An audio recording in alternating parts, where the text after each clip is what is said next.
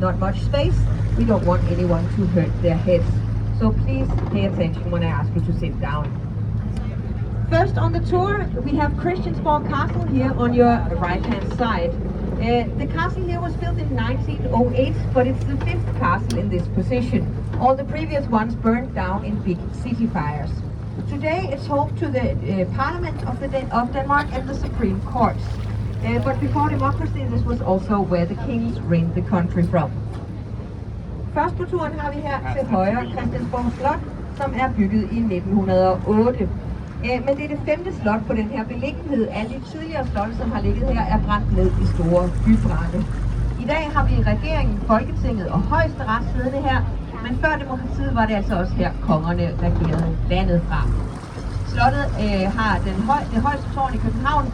Der er en elevator helt op til toppen og en fantastisk udsigt deroppe fra, og det er for øvrigt gratis at komme op i tårnet her. The tower here is the tallest tower in Copenhagen.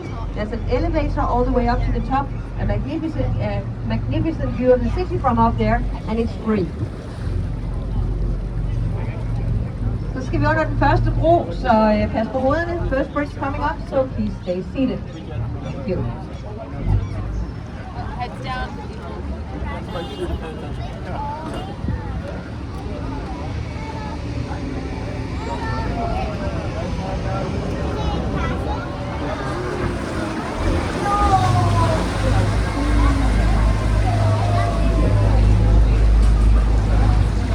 Oppe til højre, der har vi Børsen, som er bygget i årene fra 1620 til 1640 af Christian den 4.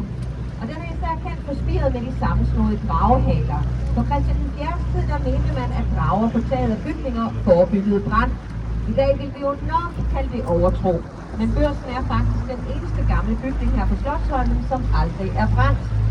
Så måske er der faktisk noget om snakken. The stock exchange here on your right-hand side was built in the years between 1620 and 1640 by King Christian IV, the most famous king in Danish history. I'll get back to him later. The building is famous for the spire with the entwining dragon tails. Back in those days, they believed that dragons on the roofs of buildings was a precaution against fire. Please mind the bridge. Nowadays, we would probably call that superstition, right? But the stock exchange here is actually the only old building in this area that never burned. So you might want to consider putting a dragon or two on the roof next time you build a house, just to make sure. Herovre til venstre, der ser Nationalbanken, som blev stået færdig i 1978. Den er tegnet af Arne Jacobsen. Han døde i 1971, og han så den aldrig færdig, men den er betragtet som et af hans mesterværker. On your left-hand side here, the National Bank of Denmark, designed by architect Arne Jacobsen. The building was completed in 1978. He died in 71, so he never saw it finished. But it is considered one of his masterpieces. På den anden side har vi kajakbar, hvor man kan leje kajakker eller låne en grøn kajak gratis. Når man låner en grøn kajak, så sejler man skrald op i havnen, mens man sejler i den og afleverer skraldet sammen med kajakken. Så det er et miljøprojekt. Mind the bridge, please. Over here at Kayak Bar, you can either rent a kayak or you can borrow a green kayak for free. When you borrow a green kayak, you collect trash from the harbor as you're sailing in it and return the trash together with the kayak. So it's a little environment project to keep the harbor clean. Og herude i Inderhavnen, der sejler vi hen over et andet miljøprojekt. Det hedder Fiskebørnehaverne.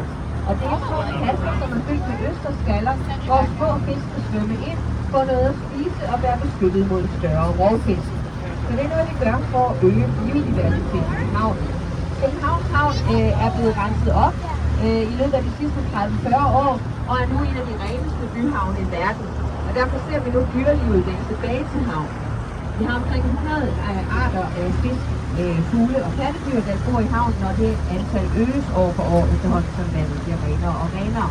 Og vores fiskebørnehaver her nedenunder os, de understøtter altså den proces, et projekt, som Strømmer har sammen med Verdens Naturfond. Underneath us here, we have another environment project. You cannot see them, but I promise you they are right here in the water under us. They're called the fish kindergarten or the bio huts. And they are crates filled with oyster shells where small fish can swim in, get something to eat, and be protected from predators. So it's something we do to enhance the biodiversity of the harbor.